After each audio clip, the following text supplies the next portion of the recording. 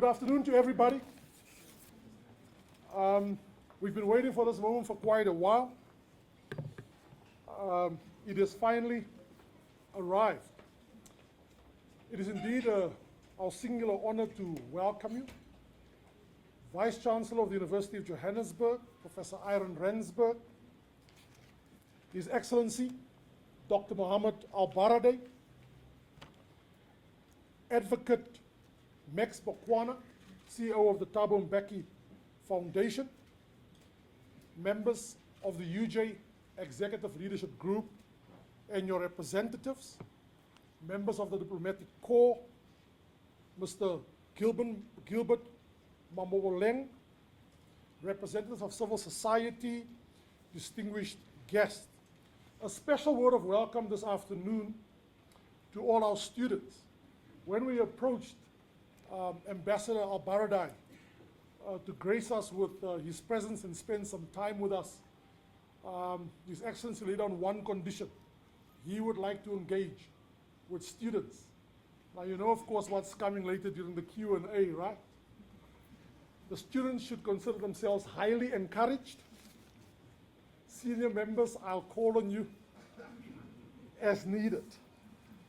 We are indeed privileged to play host to a distinguished scholar, a diplomat, and of course, Nobel Peace Laureate. I want to state that this happened because of a partnership with the office of former President Thabo Mbeki. Ambassador Elbaradei is the guest of President Mbeki. We are joined today by Mrs. Mbeki, Mrs. Anela Mbeki. Welcome, Mrs. Mbeki. We really appreciate your presence. And we are truly honored to have Ambassador. So without much ado, just to give you a sense, I'm going to call on the Vice-Chancellor just to do a brief scene setter, if you like, just a brief introduction. After that, I'll call on our Deputy Vice-Chancellor for Research, Innovation, the Library, and Information Center, Professor Marwala, to do a formal introduction of our guest of honor. We will then ask Ambassador Elbaradei to address us briefly. After that, we will go into conversation mode with Ambassador. Ambassador is rushing straight to the airport to make his flight. So we're really privileged that this is the tail end of the trip and Ambassador is finishing with us. Sonia, welcome to you. We know it's been a hectic time for you since Sunday. That's Ambassador's personal assistant. Welcome to you. And we hope you're enjoying it here at UJ. So without much ado, ladies and gentlemen, the Vice-Chancellor, Professor Iron Rensburg.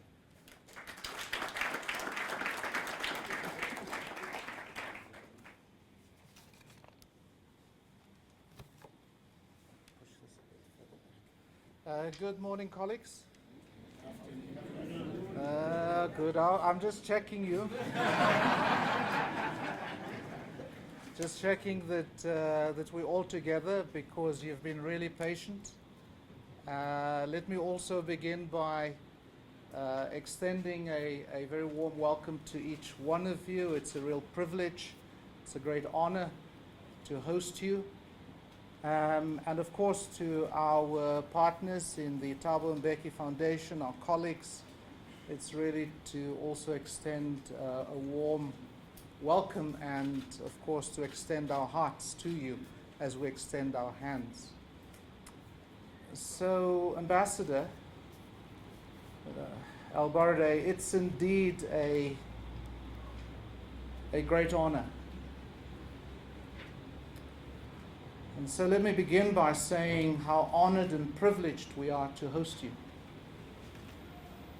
We know that this has been a pretty demanding period in the last few days, but of course it's a long run demanding period that you find yourself in.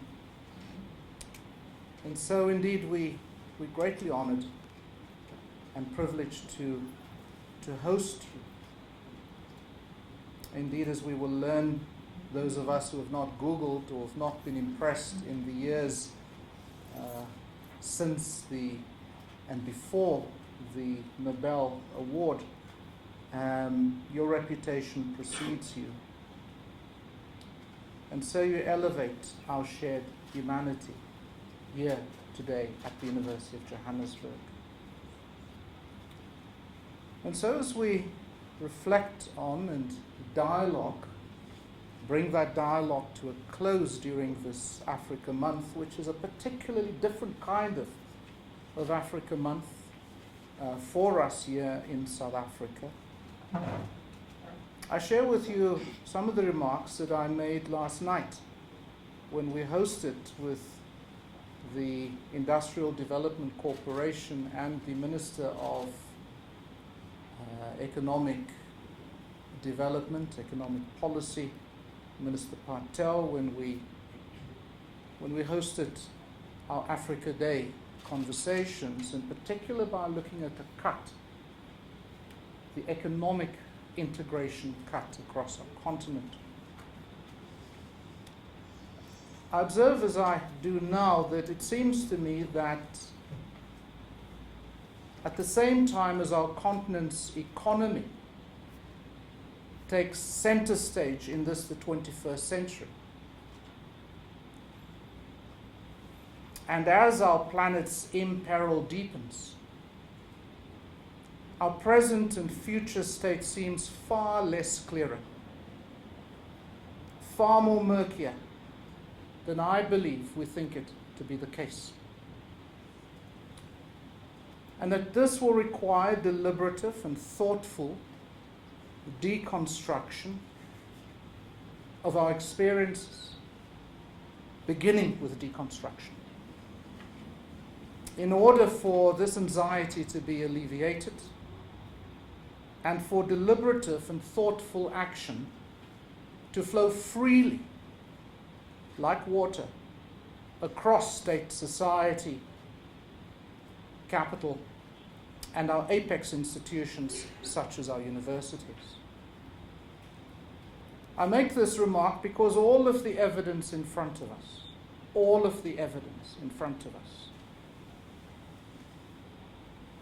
that seems to imply the acceleration of what Achille Mbembe, just 2 weeks ago, at the launch of the Johannesburg Institute for Advanced Studies, hosted by the University of Johannesburg, referred to as the emptying out of the nation states and of human society. Massive flows of people, in particular African people, across our man-made borders and of course our oceans.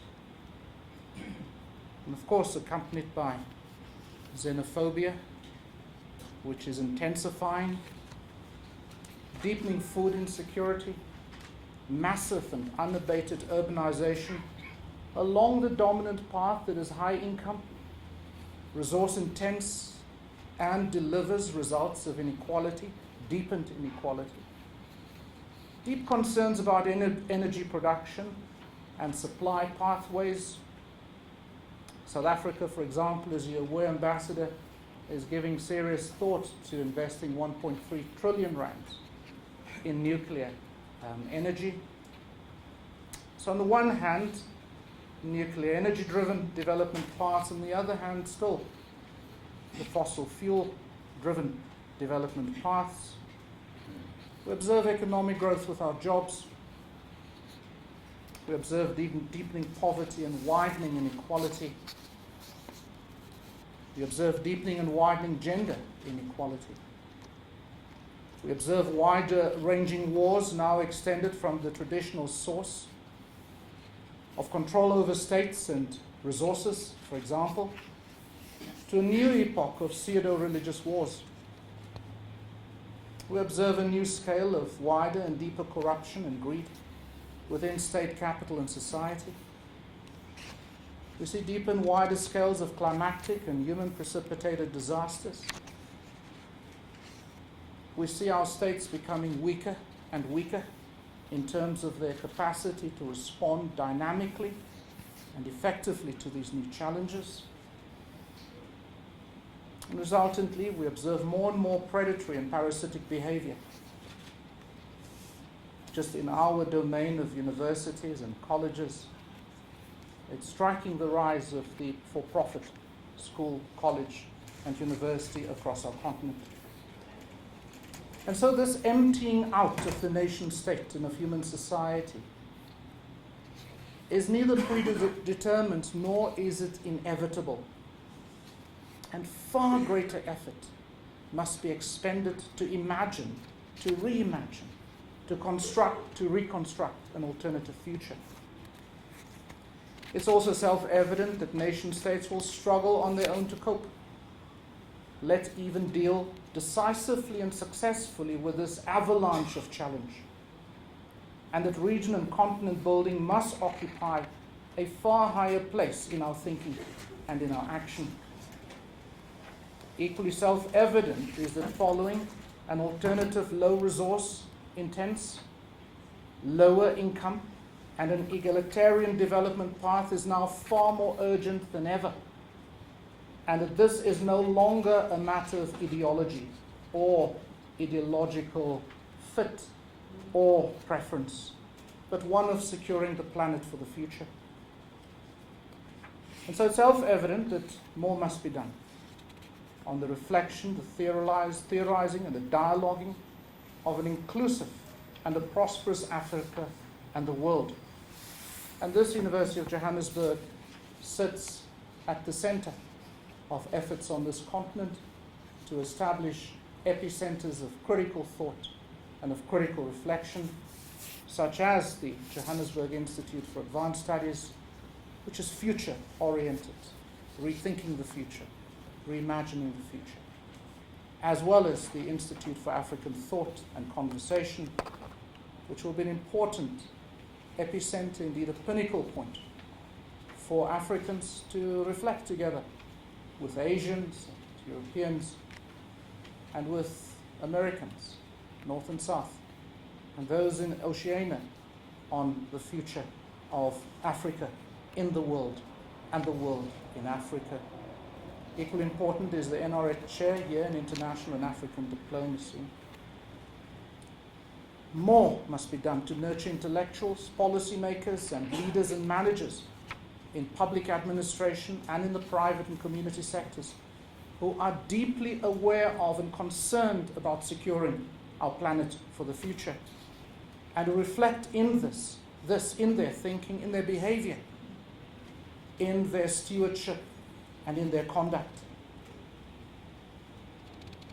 And so we welcome you with warm hearts, and we look forward to your conversation with us, but of course in particular a conversation with those who will live in and have to steward the planet in the near future, the young people who are here this morning. So again, warm welcome to you, Ambassador, Excellency, and to our many colleagues and friends, including our former ministers and Deputy Minister who've been able to join us. Thank you very much, Chris, and well done to you as well. Thank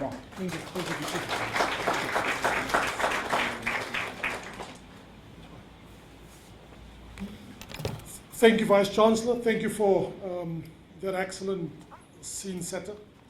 Moving along, I'm now going to call on our Deputy Vice Chancellor, Professor Tsilitsi Marwala, Deputy Vice Chancellor for Research, Innovation, and the Library, to do a formal introduction of our guest of honor.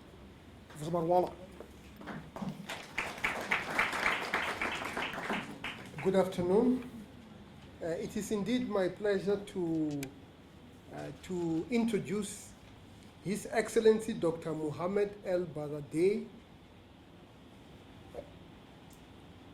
Honorable Dr. Mohamed Elbaradei was born on 17 June 1942 and is an Egyptian scholar of law and diplomat, and obtained his master's and doctorate of law degrees from New York University Law School. He holds many honorary doctorates, including from New York University, the American University of Cairo, the Free Mediterranean University, Soka University in Japan, Tsinghua University in Beijing, University of Seoul, University of Florence, University of Buenos Aires, Amherst University, and Trinity College, Dublin. Dr. Elbaradei has been bestowed with high national honors from many states, including Egypt, Chile, Tunisia, Brazil, and Belarus. In 1997, he began serving as the Director General of the International Atomic Energy, IAEA, an intergovernmental organization under the auspices of the United Nations. Dr. Elbaradei's first term ended in November 2001, just 2 months after the terrorist attacks of 9/11. Under his watch, the IAEA established a nuclear security program, the Nuclear Security Fund, aimed at combating the risk of nuclear terrorism by assisting member states strengthen the protection of their nuclear and radioactive materials and installations. In 2001, he was re-elected for further 4-year terms. One of the major issues during Elbaradei's second term as the Director General of the IAEA was the agency's inspections in Iraq. On this note, I should acknowledge Mr. Fahad, because he was one of the last people to see Saddam Hussein before the invention. Elbaradei disputed the US rationale for the 2003 invasion of Iraq from the time of the 2002 Iraq disarmament crisis, when he, along with Hans Blix, led a team of UN weapons inspectors in Iraq. Elbaradei was unanimously reappointed by the IAEA board on 13 June 2005. His third and last term ended in November 2009. Honorable Elbaradei's tenure was marked by high-profile non-proliferation issues, which include the inspection of Iraq preceding the March 2003 invasion and tensions over the nuclear program of Iran. During his tenure as Director General, his Honorable was recognized and received many awards for his efforts to ensure that nuclear energy is used peacefully. He and the IAEA were jointly awarded the Nobel Peace Prize in 2005 for their efforts to prevent nuclear power being used for military purposes and to encourage its uses for peaceful means. In this regard, I would like to acknowledge Mr. Sandile Lutuli from the Chief Lutuli Foundation, whose grandfather was the first South African to win a Nobel Peace Prize. On 27 January 2011, his Honorable returned to Egypt amid ongoing turmoil with the largest mass protest in 30 years, which had begun 2 days earlier on 25 January 2011. His Honorable declared himself ready to lead a transitional government if that was the will of the nation. He was sworn in as Vice President responsible for international relations on 14 July 2013 and resigned a month later on 14 August 2013 and said that his convictions and values will not allow him to watch as a tragedy unfolded because of the actions of his government, and that the ramifications of their actions will be dire. Here is a man who was inspired by his father's example of leading a principled life. Please welcome me in welcoming our Honorable Speaker.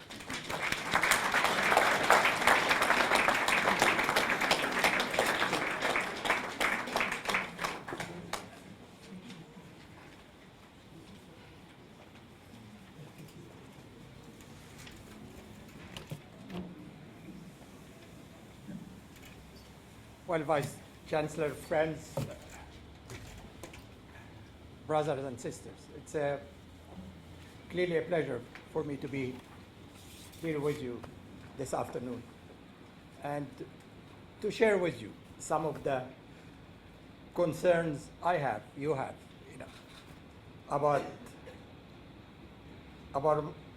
our march of global humanity, and whether we are going in the right direction, and if we are not, what we can do about it.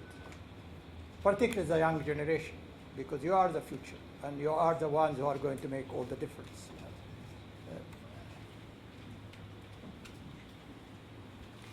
Our human journey, in fact, is, if you look at it throughout history, is a journey marred by wars.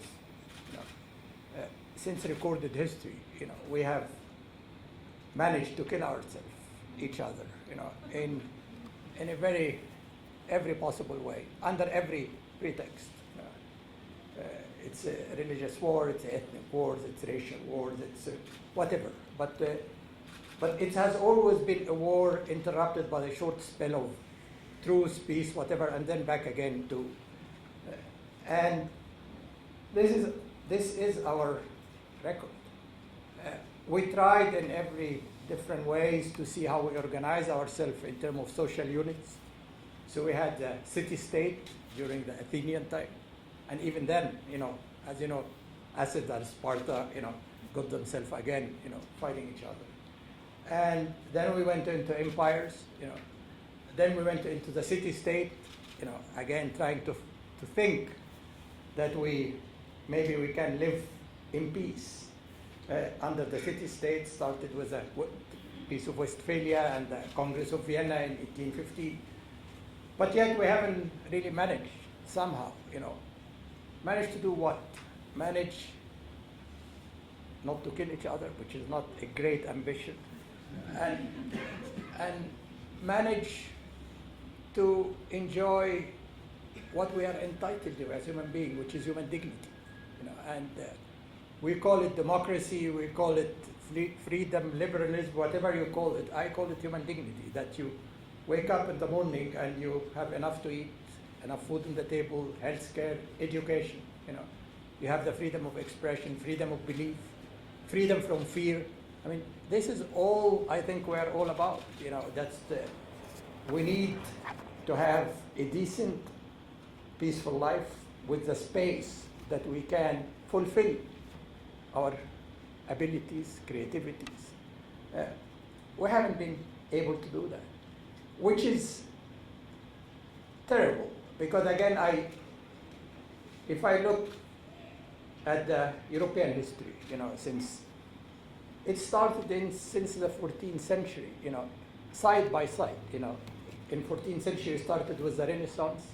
You go to Venice, or you go to Florence, where we were there last week. Beautiful. We started again with some religious reformation, Luther, you know, and Calvin, and came to say, well, enough of this business about the popes. But yet we engaged in 300 years of intermittent wars. I mean, we had the religious wars, 30 years war, 7 years war, 80 years war, you know, for the Dutch to get independence, you know, from the Spaniards. First World War, Second World, I mean, you can go on and on, you know. So somehow we manage, you know, on the one hand, yin and yang, if you like, the good part of the human being is the Renaissance, the Age of Reason, the philosophers everywhere discussing, you know, why are we here for, our final destination, beautiful conceptual ideas, but in the meantime continue to you know, business as usual, you know, using violence.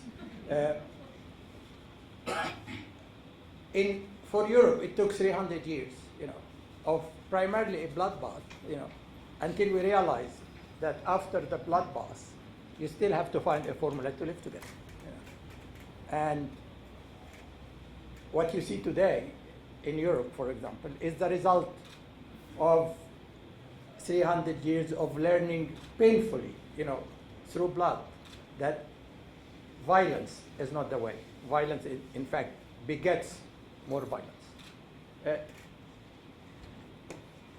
We managed now to have some sort of a fragile peace, you know, through what we had after the Second World War, the United Nations system of organization. things. But then again, if you look at it, if you look at the performance of the international organization, international system, it's really, as I mentioned yesterday, it's paralyzed, it's polarized, it's dysfunctional. You can call it so different epithets. And to me, the reason that they have become anachronistic. The world has changed so much, since the so-called, technology evolution. Have become very much connected to each other. At tremendous achievement in the scientific, biological, physical fields. And the mobile you have right now, when in one instant, whatever is happening around the world, they connect everybody. But unfortunately, that has not really translated into human connectivity. In fact, we are continuing to feel somewhat it's us versus them. It's a sense of otherness, which is still even evolving, in fact. We continue to say, yes, we are now very close to each other, but we say that when we're more and more going into our bunker mentality, that rather than trying to reach out to each other, to the other person across, I said international organizations are debunked because, these organizations have been essentially created, developed to have peace and security, human development. And then look at our records, where we have 2 billion people live under $2, 1 billion people living under $1.25.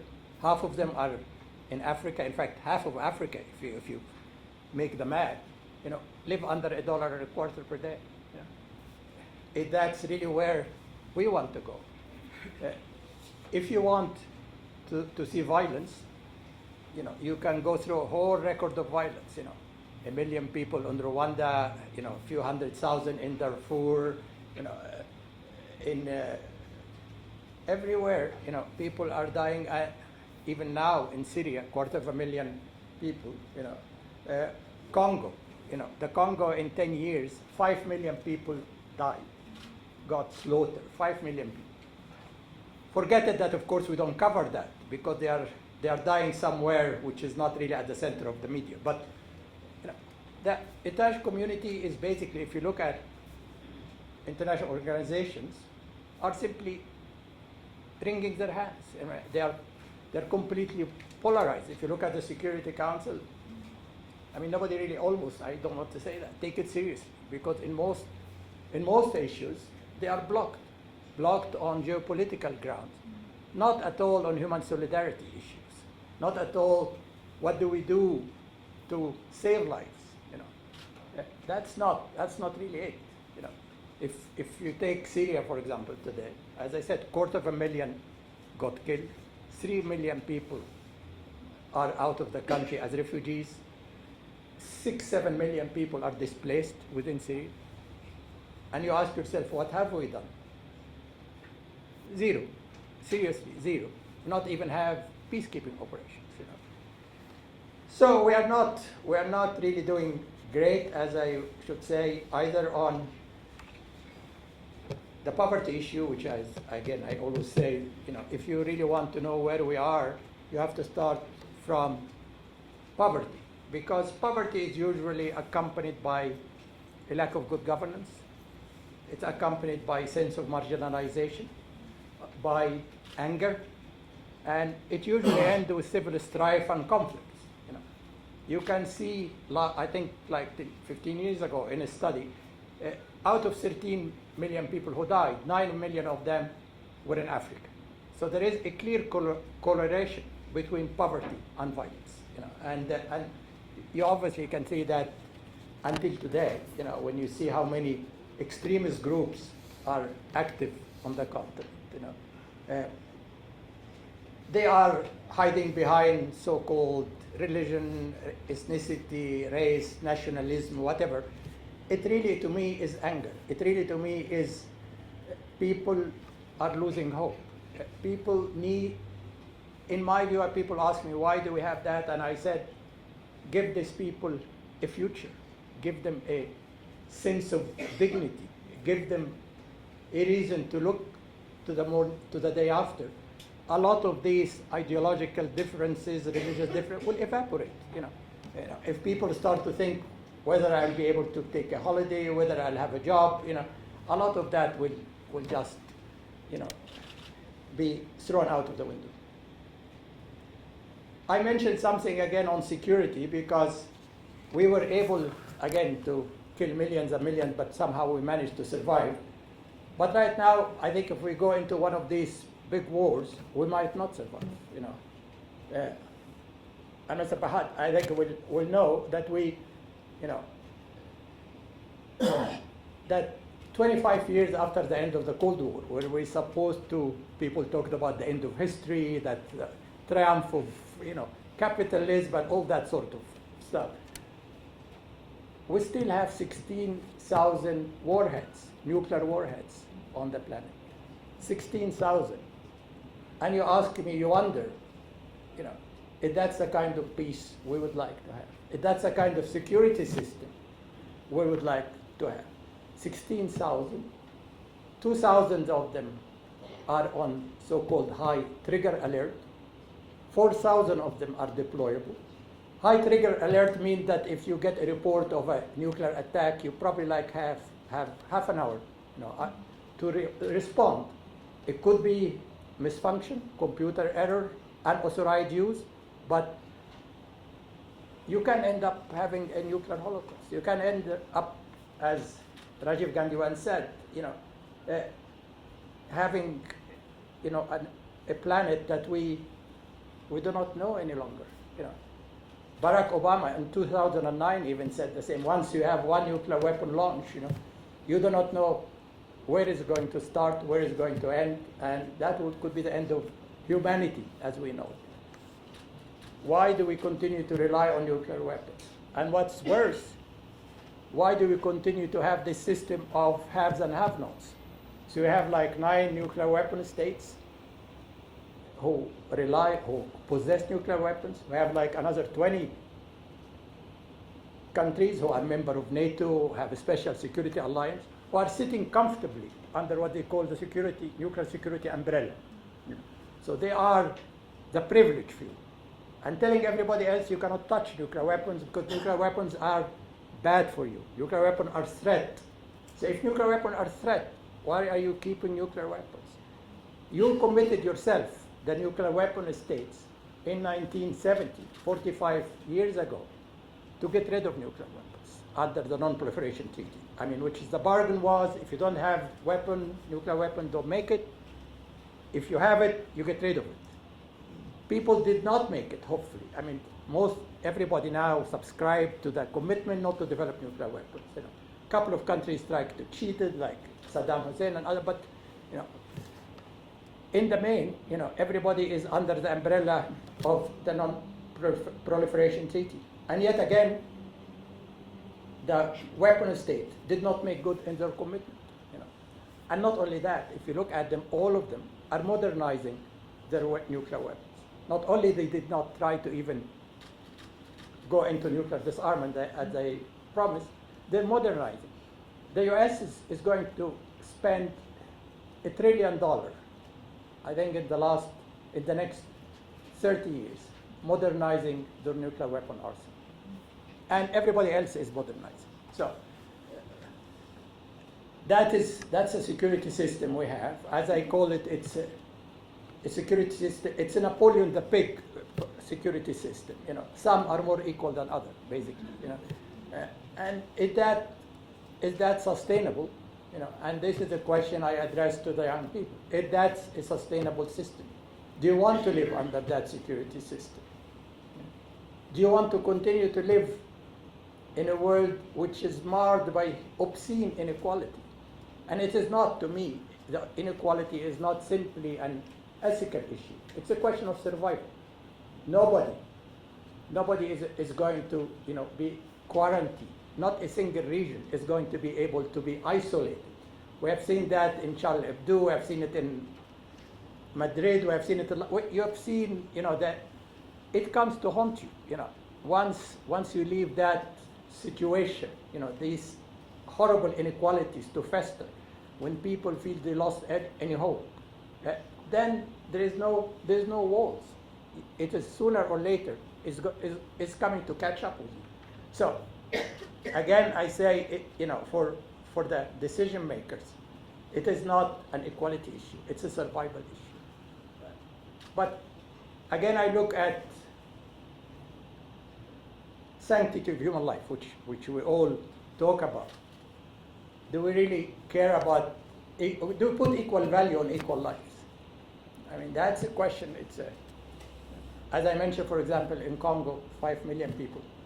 Probably many people here, if not, and definitely outside of Africa, didn't even hear about Congo. Didn't even hear that 5 million people died. Because they are the natives. When Charlie Hebdo took place, and it was a horrible thing, but the whole world stood, completely in shock, and the coverage was immense. 50, I think, heads of state went to march in the Champs-Élysées in solidarity. The same week, I think Boko Haram killed 200 people in Nigeria. I didn't see the African leader who went to Paris going to Abuja or Lagos, to show the solidarity there. And you ask yourself the question, do they consider life here, less valuable? These are issues that we need to look at, and nobody is going to look at it for us unless we take the lead. I had a meeting this morning at University of South Africa, and again I said, unless I can continue on and on with these issues, but unless we come to grips with these issues, until we take ourselves seriously, until we try to provide solutions for ourselves, nobody is going to, people say, well, foreign influence, well, fair enough. Everybody is looking for his or her own interest. Every state will do that, And don't expect people will come and say, we will take care of your interests. Nobody is going to do that unless you take care of your interests, unless you identify your national interests, unless you work for it, unless you have the soft power, to be able, to be part of, to add to human civilization, And, it is not really about hard power any longer. It's about soft power, Look at, hard power. With most of the wars we have right now are so-called asymmetric wars, Look at the U.S. which is spend, I think, $600 billion a year on, it's the largest army in the world. What have they done in Iraq, after 10 years? What have they done in Afghanistan? So it's not really the hard power. It's a soft power. It's the power of values, of the ideas that you can, in fact, influence your country, your region, and make a difference. And I think that's what needs to be done here, and particularly in South Africa. South Africa was always a model, a role model for Africa, a flagship. And you had what I think Thabo Mbeki mentioned, too good to be true, a grand bargain to live together in peace and harmony, irrespective of race or what have you. And you still have a lot of challenges, but you have to continue to be a flagship. You have to continue to be a role model. And when I see, again, looking at my old portfolio energy, that 3/4 of sub-Saharan Africa, and I hate this sub-Saharan Africa, again, I discussed that. There's nothing called sub-Saharan Africa and North Africa. This is a Western concept. There's just one Africa, When I see that 3/4 of sub-Saharan Africa do not have access to modern energy, how are you going to develop, without lighting, without heating, without industry, energy for industry? there is zero chance for development unless you have energy. Why don't you have energy? Why do I see that the entire sub-Saharan Africa, the entire sub-Saharan, excluding South Africa, has the energy capacity equivalent to Argentina, one country? You know, that is shameful to me. That is absolutely shameful to me. You know, because you have all the sort of energy, hydro, you have solar, oil, gas, everything. Yeah? I think Alex this morning was mentioning Nigeria. You know, Nigeria is the largest producing oil country in the continent here, and he was not able to travel to Nigeria because the airlines there are short of gas or oil or fuel. Yeah.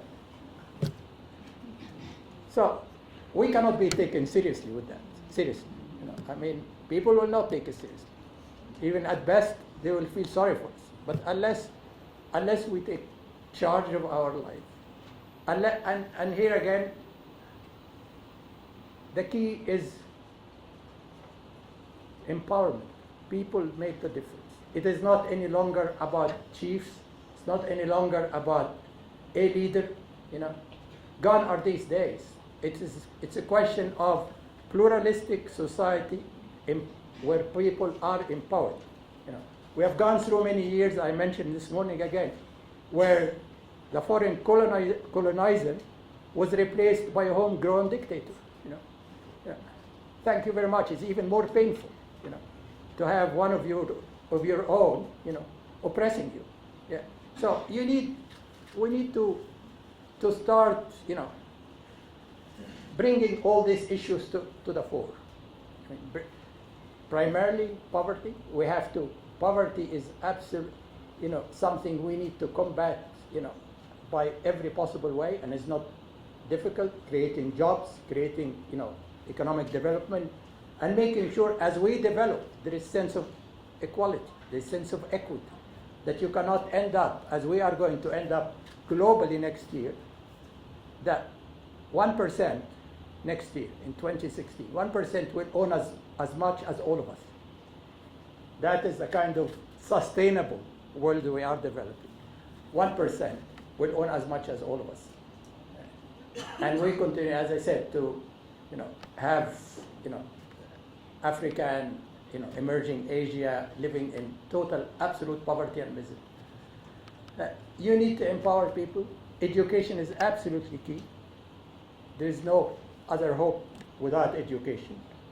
And I'm speaking here at an educational institution. You look at Singapore, I was there a couple of months ago, per capita is 40,000, I think, per year. They have zero other than brains, educated people, innovative industries, service technology. It's education which makes all the difference right now. And yet we have here like over 40 million who are outside of the school system in Africa. Why that? I mean, these are not rocket science issues I'm talking about, you know, getting people energy, access to getting them education, getting them health care, you know, treating them with dignity. These are not, but without that, we'll continue to live in the sort of vicious circle we are having.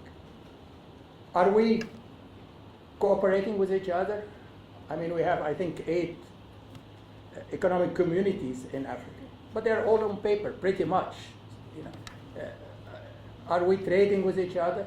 Very, very little. Are we trying to, you know, rather than export commodities, process? You know, we are not. You know, it is so many things we can do, so many things we know we can do, so many things it's easy if we want to be on the right track. Corruption. Again, corruption is the most corrosive scourge we have right now on this continent. When, again, President Becky, I think, report, and you should all read that, you know, which is a report coming from the African Union and Economic Commission for Africa. The money goes out of Africa per year is $50 billion because of corruption. Tax evasion, bribery, underreporting. So you end up with Africa being a net creditor to the outside world. How is that possible? You end up that in the last, I think, 50 years, the inflow of money is less than the outflow of money.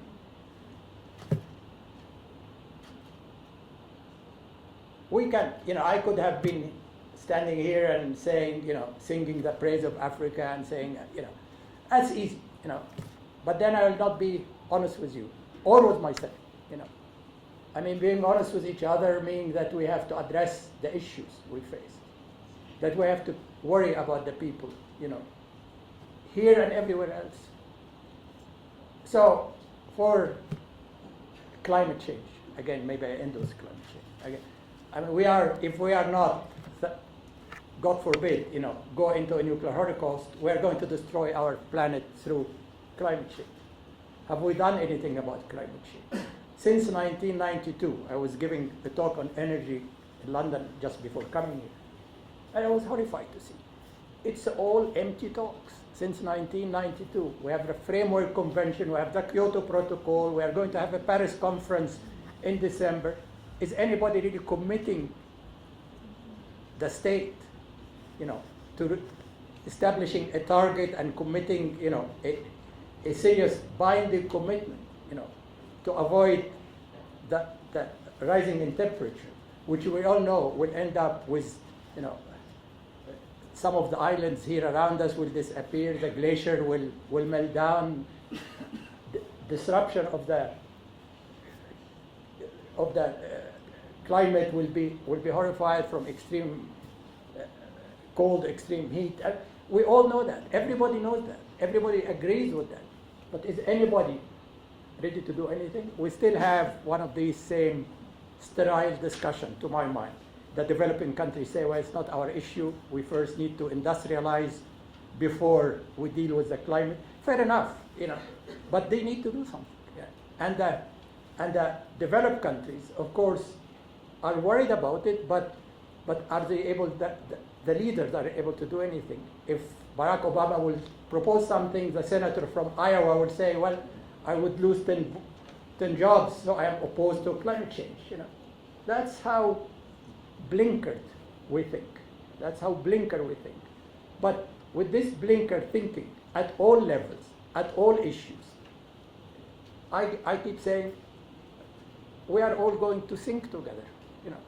It is not a zero-sum game. We are all going to sink together unless we do something about equality, poverty, dignity, security, climate. Unless we do what we need to do about all this, the future doesn't look very bright. The bright thing is that we have a younger generation, I think. And the younger generation, what I see, what I've seen, my experience at least in Egypt, they are different. They think different. They are the social network issue. They are not ideological. They are color blind, they are racial blind, and in many ways, I have a lot of faith in them. And that's why we, an institution like here, Vice Chancellor, is really the best hope for the future, is make sure that the next generation will do a much better, well, whatever they do will be a much better job than what we have done today. Again, I thank you. It's a pleasure to be here, and I'll be happy to answer some of your questions.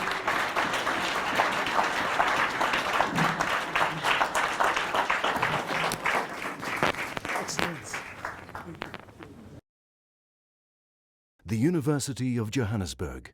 Rethink, reinvent.